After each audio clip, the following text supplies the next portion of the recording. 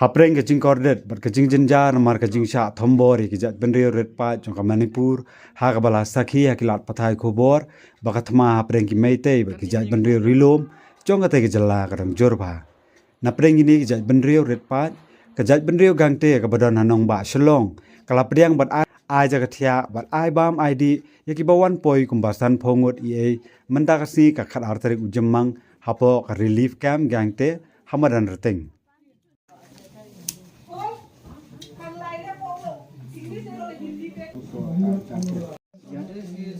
I don't know where they are put. I have no idea. But some in Nongra.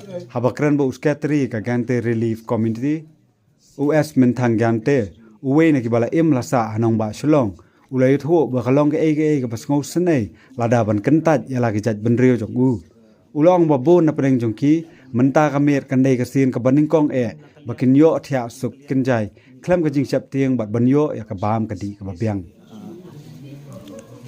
kibawan sini banshim shelter banshim safety naki national day te bun kiba poi khambam hadu news ni bun kibam yo thia bha khamtam le khulung bat kin thai te hatukat nos ni kinsa ya kata te ngaru ngamla ban ong tamba ni ka song haka jinglong development haka shnong jongki kamut ha Manipur bakumno ka sarkar Manipur kan mata ya ka jing kata ka peace ulong ba ka jingwan jongki hanong ba Shillong kamdei bakin wan shong wan sa Henry ki don ya ka jingmut ban let pha shi district ladi ha Manipur bat namar bamla shu banya lingba nakadong ba Imphal ki ha ban wan shwa ha Shillong ban let cham Mizoram bat na ka khapot jong ka Mizoram kinrong pat shi district ki ba ki jat Briew jongki ki don ha Manipur hakajuk apo la yo banya kran bo we na ki khna samla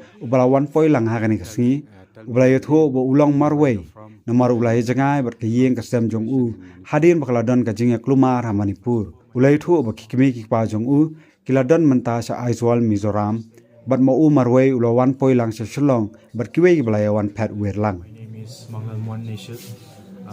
So we are staying in Imphal at the moment, but since the situation have escalated, there is no peace. How many people are coming along with you? Your family or? No, actually right now I'm alone. You're My alone? other family are currently staying in Aizawl, and the other are at Chutanpur district.